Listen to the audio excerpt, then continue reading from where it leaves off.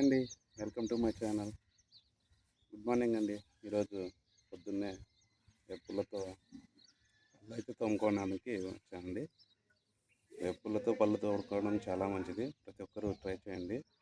ఏవైనా ఇన్ఫెక్షన్స్ కానీ ఏదైనా కానీ వేప అనేది చాలా మంచిది. మీకు కూడా తెలిసి ఉంటుంది. కాబట్టి వేపాకు అనేది మంచి నేతది పుల్ల తీసుకొని వాడడం మంచిది. ఇంకోటి ఈరోజు మీకు ఒక ఇన్ఫర్మేషన్ అయితే ఇద్దాం అనుకుంటున్నాను. ఏమంటే మనము బస్సుల్లో ప్రయాణిస్తుంటాం కదా చాలామంది. బస్సుల్లో ప్రయాణించేటప్పుడు అయితే ఎంతోమంది ఎన్నో మర్చిపోయి వస్తుంటారు.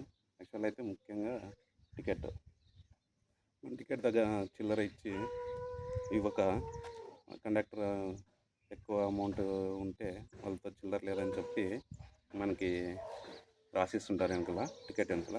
మనం ఏదో పని మీద తొందరగా వచ్చేస్తుంటాము.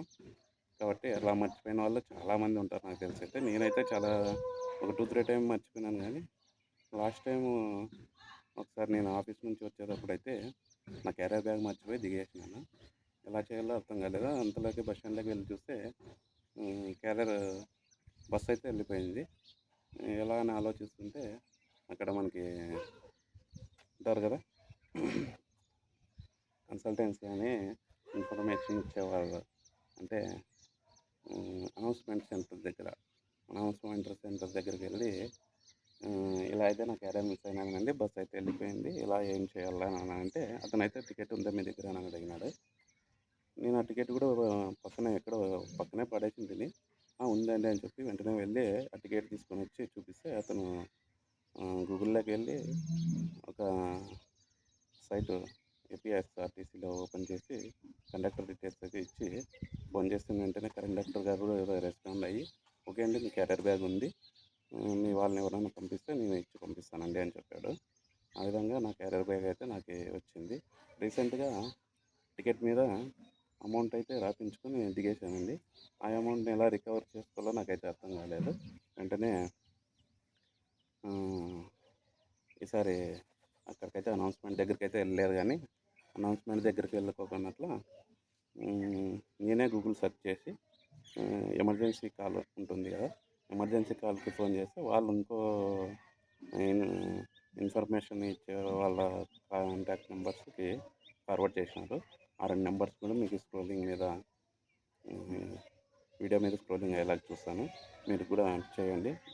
నాదైతే ఏపీఎస్ఆర్టీసీ హైదరాబాద్ తెలంగాణ వాళ్ళకు కూడా వాళ్ళ ఆర్టీసీ వాళ్ళ నెంబర్స్ ఉంటాయి. మనం గూగుల్లో వెళ్ళి సెర్చ్ చేసినా కానీ సరిపోతుంది.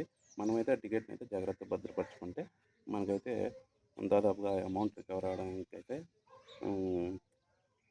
ఖచ్చితంగా అవకాశం అయితే ఉంటుంది. నేనైతే ఆ నెంబర్కి ఫోన్ చేయగానే కండక్టర్ నెంబర్ ఇచ్చినారు. కండక్టర్కి ఫోన్ చేస్తేనే ఓకే అండి మీరు మర్చిపోయింటే మీ టికెట్ తీసుకుని రండి, నెక్స్ట్ రోజు మీకు అమౌంట్ మీకు రిటర్న్ ఇచ్చేస్తాను అన్నాడు. ఆ విధంగా మేడం ఇచ్చింది నాకైతే. నాదైతే తక్కువ అమౌంట్ లేండి, కానీ చాలామంది ఎక్కువ అమౌంట్ 500 అట్లా ఒకేసారి ఇచ్చి వెళ్ళిపోతుంటారు. అట్లాంటి వాళ్ళకైతే ఈ వీడియో యూజ్ఫుల్ అవుతుంది అనుకుంటున్నాను. రీసెంట్గా ఇంకో విషయం జరిగింది. మా ఫ్రెండ్ తిరుపతిలోన మొన్న ఫ్యామిలీతో తిరుపతికి వెళ్ళినాడు. తిరుపతికి వెళ్తేనే వాడు తొందరలోనే ట్రైన్ వస్తుందన్న తొందరలోన బ్యాగ్ మర్చిపోయి దిగిపోయినాడు. దిగిపోవడం వల్ల వాడు వెంటనే పరిగెత్తినా కూడా దాన్ని క్యాచ్ చేయలేకపోయినాడు. వాడి దురదృష్టం ఏమంటే టికెట్ బస్సులో కాకున్నట్ల మామూలుగా తిరుపతిలో కౌంటర్స్ ఉంటాయి. కౌంటర్లో టికెట్ తీసుకొని ఏ బస్కైనా ఎక్కచ్చు. అట్లా వాడు ఏ బస్కైనా ఎక్కడం వల్ల టికెట్ దాంట్లో ఆ బస్ నెంబర్ లేకపోవడం వల్ల ఆ బ్యాగ్ని అయితే రికవరీ చేయలేకపోతున్నాము. కాబట్టి తిరుపతి పోయిన వాళ్ళు కొద్దిగా గమనించండి. మీరైతే ఖచ్చితంగా బస్సులోనే టికెట్ తీసుకోండి. బస్సులో టికెట్ తీసుకుంటే ఆ బస్ నెంబర్ ఉంటుంది. మనకి ఏదైనా మిస్ అయినా కూడా ఆ టికెట్ ద్వారా మనం ఖచ్చితంగా అయితే రిటర్న్ చేసుకోవచ్చు. అమౌంట్ కానీ మన లగేజ్ కానీ ఏదైనా మిస్ అయిన